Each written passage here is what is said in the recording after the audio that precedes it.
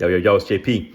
I'm going to talk today about this whole debacle involving the Trump administration, the EEOC, BIGLAW, DEI, the demand letter. It's almost as if somebody created like a clusterfuck of a situation that I would have 6 million controversial opinions about. I guess I should preface my videos with this is going to offend everybody, because it probably will. So I'm just going to unpack this, okay? First of all, I have to talk about DEI, okay? And I'm sure this is going to invite lots of screaming and yelling from folks. So I'm going to start by just saying, yes, clearly America still has a problem with racism. All right? America's had a problem with racism since the very beginning. Okay? And it still does. Now, in my view, America has made tremendous progress on issues of race and on racism. And I can say that unequivocally, looking back over the course of my own lifetime. I grew up in a small, working class, mostly blue collar town in Pennsylvania. And in the mid 80s, the late 80s, it was still very backwards and racist. And racism was rampant.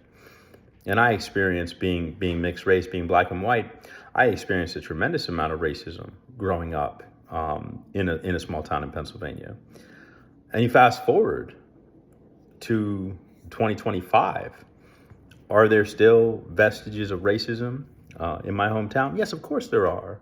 Are there still racist people? Yes, of course there are. But it is not nearly as prevalent as it once was. And there's far more likely today in my hometown to be folks who encounter racism or they overhear of racism amongst their brethren, right? Their people. And when they hear it, they step in and they basically say, hey, that's a bunch of shit. You need to stop that. Okay, that's wrong, right? Interestingly, in my hometown and the surrounding areas, there's a lot of fruit production, okay? Apple orchards, peach orchards, and many of these businesses, and they are businesses. We're not just talking a little mom and pop with a couple apple trees. We're talking, these are big producers of apples, of peaches. Well, these businesses rely heavily on immigrant labor, okay? And these are documented legal immigrants, right? Seasonal workers, okay? And there's not that long ago, there was a community sort of meeting, and some of the we want our country back, our country, give us our country back, right? Some of those people were out there talking that nonsense as they do. And some of the folks who own these farms and apple production businesses, one of these folks who's a country boy in his 50s, like, don't you dare talk badly about these folks who come here and work. They work their tails off. They are there on time. They are there every day. They are hardworking. They are just trying to support their families and make a living. And you know what? Like, I was like, right? Like, wow, to see, right? That is progress. That is progress. One of the absurdities of the modern era, particularly in America, is that people cannot hold, two seemingly conflicting ideas in their head at the same time. The vast majority of folks in society believe that everything is either zero sum, black or white, one or the other, when it's like, yes, is there a significant problem along the Mexican border in terms of border security. Yeah, of course there is, right? Yes, there are folks live along the border on farms and on ranches, and they have, they have immigrants from Mexico. Some of them are violent, right? Coming like across their properties, like that's dangerous. These folks have families, right? They have kids, they have communities. Like I get that. That's a real issue, okay? But so too is xenophobia, and so too is racism, right? But the point there is that America has made tremendous progress on the issue of race and racism, even during the course of my lifetime. And when you think back, like, when my father was born, society there was still tremendous amounts of segregation. And then you go like 2 or 3 generations back, you go 2 or 3 generations back from my father. I mean, now we're in the 1800s, Now we're into the lifespan of William Lefwick, who was, I believe, my father's great grandfather. And he was born a slave. He was born a slave in Black Lake, Wyeth County, Virginia. He was born a slave. He died a free man. And so we've made tremendous progress on these issues. Like, has it taken a long time? Yes, of course it has, right? But there has been progress.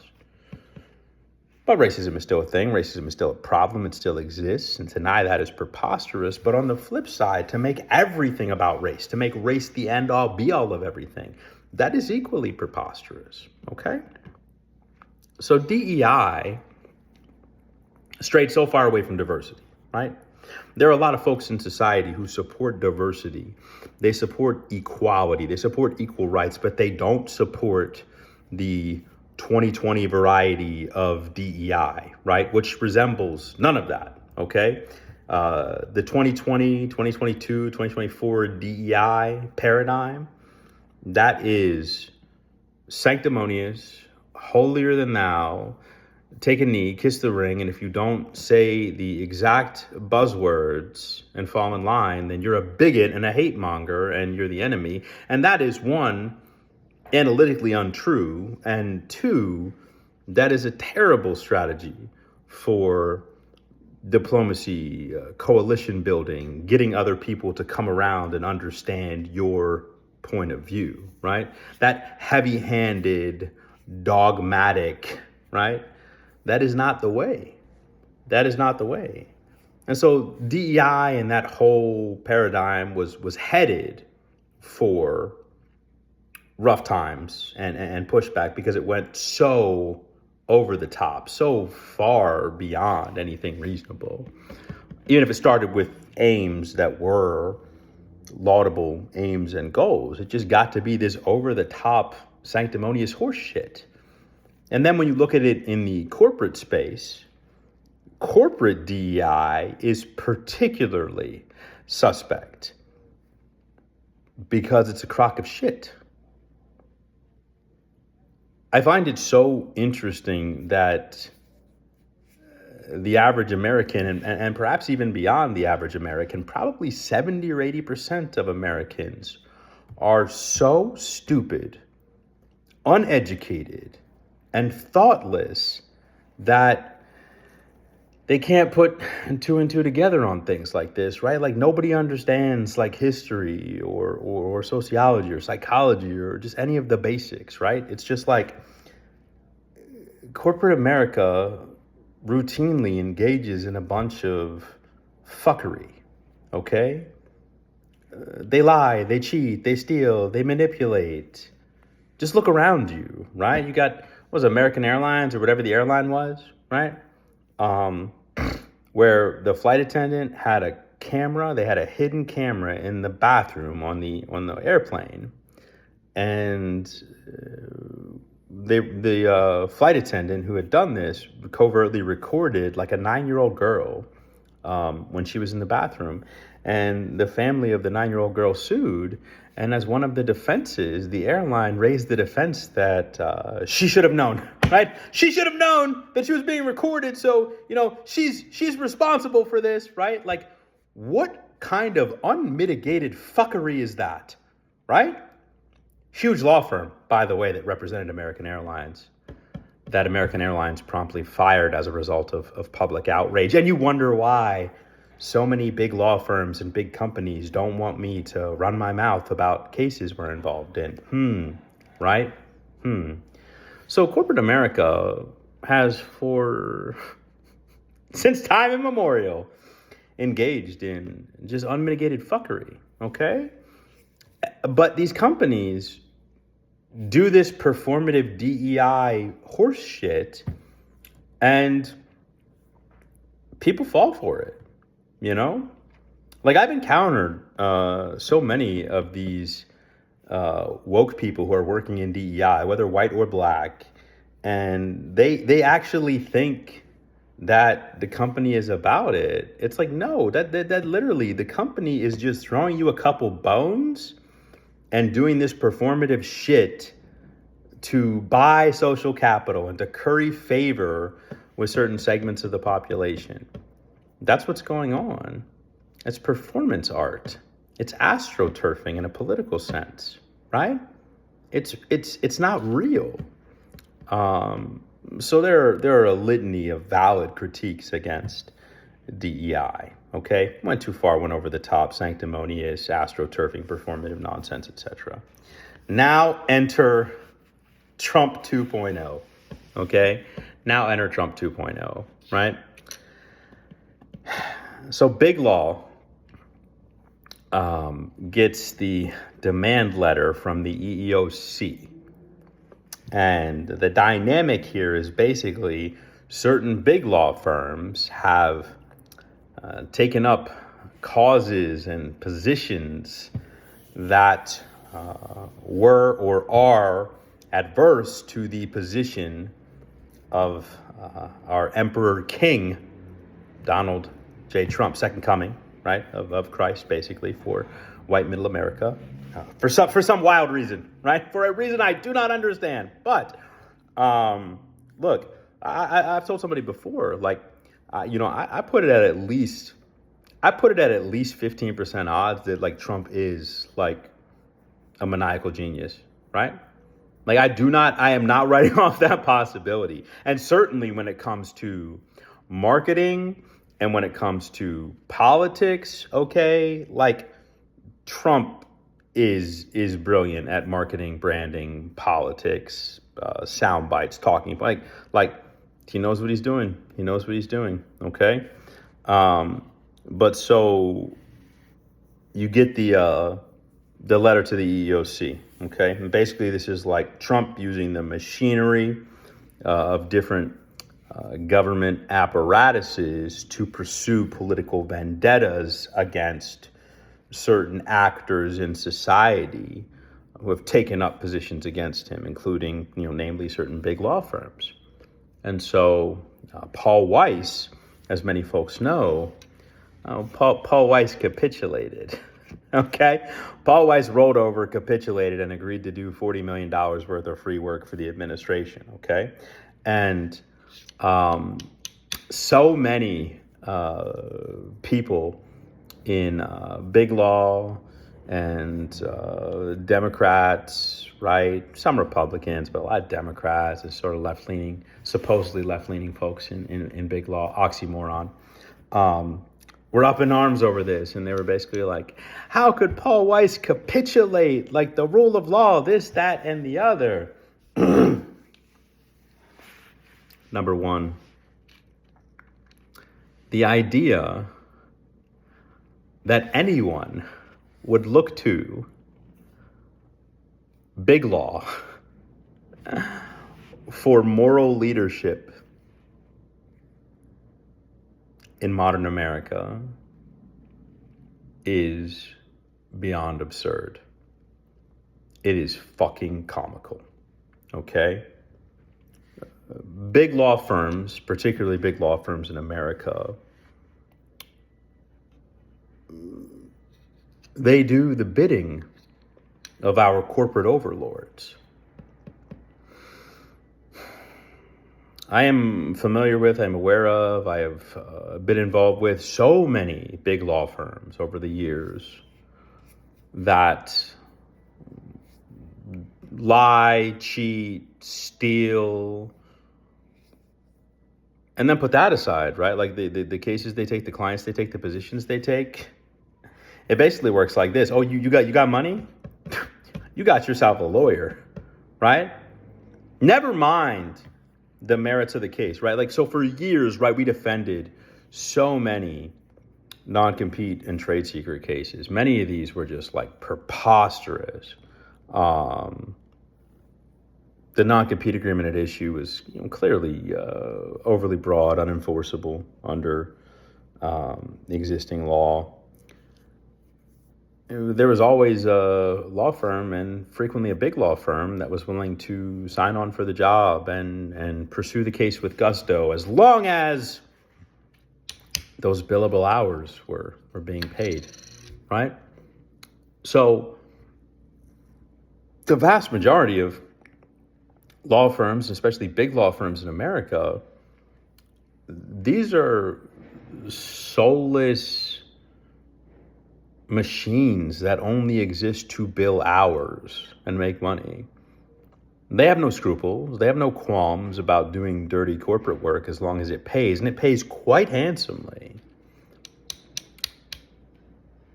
So expecting folks who run like a billable hour Ponzi scheme, which I regard not Ponzi, pyramid, I apologize. I regard the vast majority of big law firms as like a pyramid billable hour scheme, right? Which it basically is, right? You just get the associates down there, and sort of get your third, fourth, fifth years, who really are the ones who are the workhorses, and then you at the top, you extract all the equity and the profit, right? These are mercenaries. These are hired guns. They're not even that good at what they do. And if it was real mercenary shit, they'd all be dead, but it's not, because it's a stacked deck and they rigged the game, right, in their favor with a bunch of their cronies.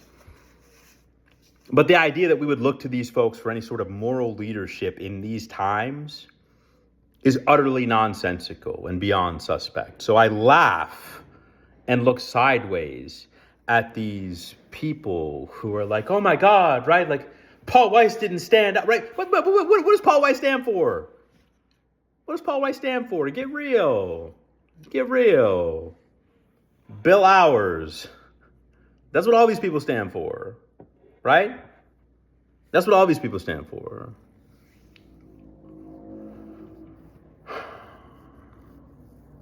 There's no moral leadership there. That's a field, an industry completely bereft of moral leadership. These are soulless corporate machines that exist to perpetuate the existence of their corporate overlords who pay their bills and their salaries. So why should you be the least bit surprised that any or all of these people are a bunch of punk sellouts? And on a deeper level, okay, which straddles both of these issues, right? It covers the whole waterfront of the situation, right? Start asking yourself, right? Don't look at the fucking dog and pony show, right? Of corporate America, like pushing some horseshit DEI program, or they've got a transgender spokesperson for Pepsi or whatever, right? Like, that is a sideshow, okay? And if you consider yourself, right, like for humanity, right, for equal rights, for progress, right, like a liberal, right? If you consider yourself all of those things, well, then maybe take a broader look at corporate America, and don't be so fixated on that one identity politics issue that you don't look at other shit. Like, is this company abusing non-compete agreements? Is this company engaging in wage theft? Is this company destroying the environment? Is this company firing women whenever they get pregnant, right? Like, why the fuck aren't you paying attention to that? Why are you so fixated on the identity politics being dangled in front of you. And doesn't it make you stop and question why that shit was being dangled in front of you like a shiny set of keys? Get the fuck real and learn how to think. Okay? And then on the flip side of it, it's like, it's a similar dynamic. It's a similar issue where we have these, supposedly left-leaning or Democrats or what have you, or moderate Republicans who are like, oh, it's a black day for society and the rule of law, and the biggest law firms in the world won't stand up for what is right. When the fuck have these people ever stood up for what is right? Yes, maybe they have gone out and taken on some noble causes here and there, periodically. But it's the same fucking thing. It's performative. It is astroturfing. It is buying social capital. When big law firms do this kind of shit, right? When they do the social capital buying, it's like our pro bono division, this, that, the other, right? The thing is what the thing is. The thing is what the thing is.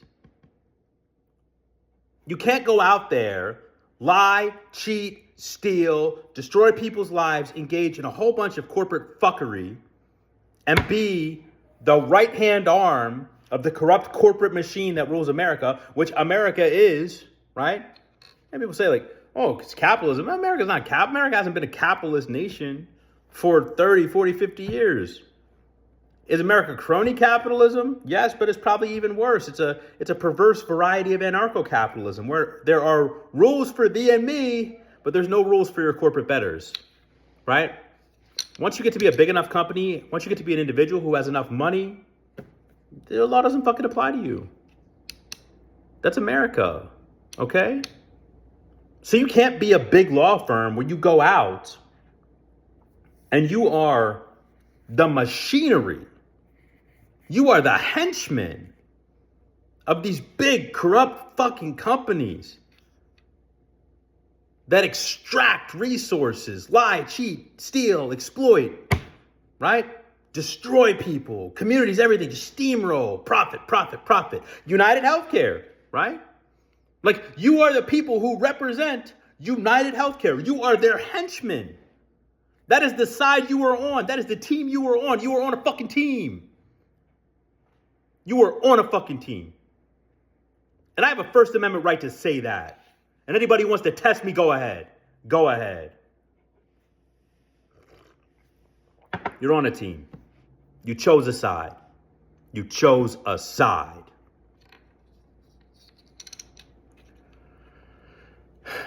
And doing a little bit of pro bono work ain't gonna save you.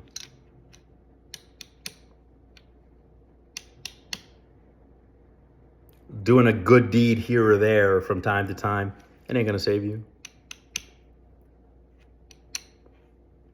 Not trying to go all jewel on motherfuckers, but who's gonna save your soul? Because I believe people have souls. I believe in the soul. I believe in the soul. And I believe that whatever you do with your life, right? Like whatever you put your force behind, put your weight behind, put your strength behind, fight for, like especially when you're a lawyer, okay? As a lawyer, you have tremendous power, you have tremendous abilities, you have tools, you can affect society, you can affect change, right? You can help people, you can make people's lives better, or you can ruin people's lives. You can be a force for good, you can be a force for evil. And at the end of the day, I don't fucking equivocate. You're one or the other. You're one or the other. The thing is what the thing is. And no amount of astroturfing and social capital buying, no amount of performative DEI horse shit, no amount of getting a trans spokesperson, no amount of acting the part 10% of the time changes the reality that you are what you are. You are what you do every single day. And so the vast majority of these big law firms in America, they are literally the henchmen of the corrupt companies that metaphorically rape and literally pillage. And people are out here pissing their pants over BIGLAW's failure to display moral leadership. Tell me something I didn't already know. Well, don't mind me. I'll just go back to running my little 5-lawyer shop where I go up against the biggest companies and the biggest law firms in the world every single flipping day, where I'm always putting my own money on the line and frequently putting my career on the line because everybody's out to get me in trouble, get me in hot water, get me disbarred, get me run out of Dodge. Why? Because I'm a truth teller. So there you go. For what it's worth, there's something happening here. Happy Wednesday.